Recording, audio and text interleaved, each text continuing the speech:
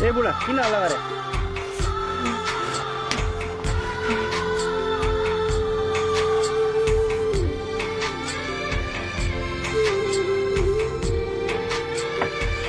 के गर्नुभयो हजुरले?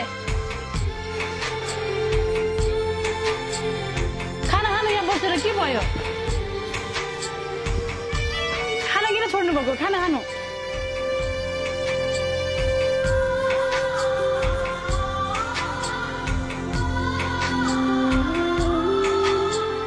खाना खानु न, के भयो एक्कासी?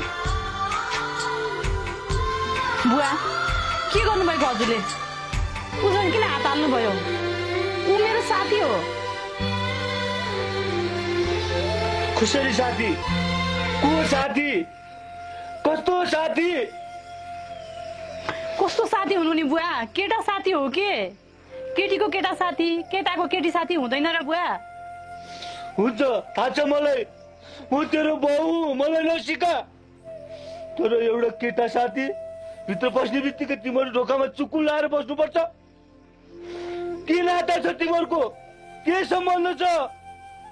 मैले भनिसके त साथी हो भनेर। त्यो पनि ढोकाको चुक्कले लगाएको थिएन। तपाईँ कस्तो कुरा गर्नुहुन्छ के? हो, साथी हो। साथी कति प्रकारका हुन्छन् थाहा छ तँलाई? जे मैले म तेरो बाउ बाउ, मलाई नसिका। देखेको छु मैले संसार। म ज्वाइँ मलेसियामा 45 डिग्रीको घाममा काम गर्छन्, दुःख गर्छन्, पसिना बगाउँछन् तेरो लागि भनेर। तर त यहाँ साथी भनेर केटा ल्याएर भित्र बसेर मेरै अगाडि ढोका लाएर बस्ने। मेरै अगाडि त यति गर्छस् भने म नहुँदा त के गर्छस् होला?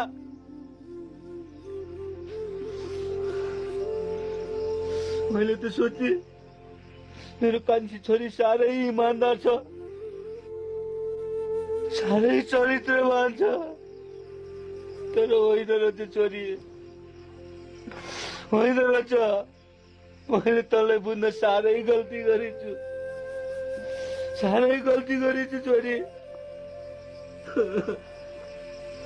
भात हुर्को लाएर तपाईँलाई मैले भनेको होइन, दायाँ बायाँ केही नगर्नु, यताउता वास्ता कसैको केही नगर्नु भनेर भनेको होइन? खाना दिइरहेको थियो त, खाना खानु पर्थ्यो नि त राम्रोसँग बसेर। तेरो भात, तेरो भात खानु म, तेरो भात भन्नु म। त्यो भातले के गरेको थिएन? शराब गर्छ, भातले त्यसरी किन फाल्नु भयो? गल्ती मैले गरेको थियो होला, त्यो भातले गल्ती गरेको थियो र बुवा त्यसरी फाल्नुको लागि? तेरो हातको म पानी पनि खान्न। त चरित्रवान सोची, तर होइन र त चरित्रमा रहेछस्। खान्न म। मेरो नाक काटिस्, नाक।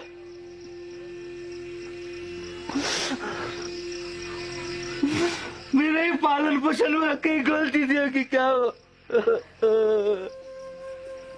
तेरी आमाले माथिबाट के भन्दै oli मलाई? मैले त तिमीहरूलाई कुनै कमी कमजोरी हुन दिएको थिइनँ, राम्रै संस्कार दिएको थियो। त कसरी यसरी चरित्रहीन भई छोरी?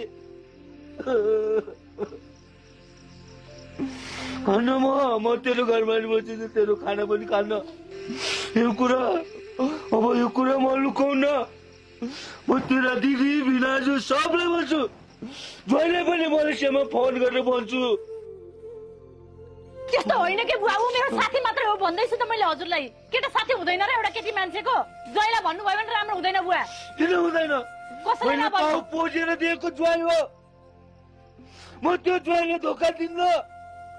मैले पनि धोका दिएको होइन बुवा, ऊ मेरो एउटा हाई हेलो गर्ने साथी मात्रै हो के। तैँले धोका नदिएको भए त्यो केटासित भित्र बसेर किन ढोका लाउनु पर्थ्यो? मैले ढोका लगाएकै छैन, ढोका यत्तिकै छ। ढोका त्यत्तिकै छ, छोरी छ। अझ जित्नु खोज्छस् मलाई? जा त मेरो सामुन्ने नबस्, जा। जेसुकै गर्नु।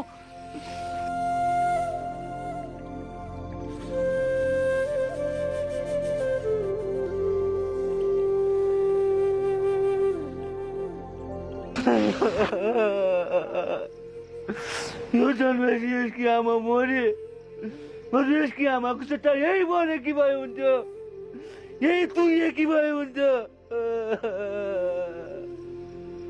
आज यही दिन देखाउनलाई बाँचेकी रहेछ किन मरिन सानैमा आफैले घाँटी निचोरेर मार्नु पर्ने रहेछ माया गरेर यही हातले हुर्काए यही हातले बढाए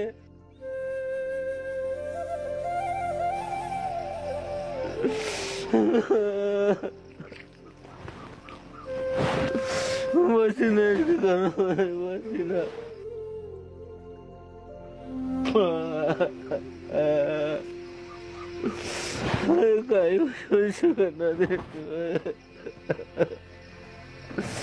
कहाँ जाऊ होला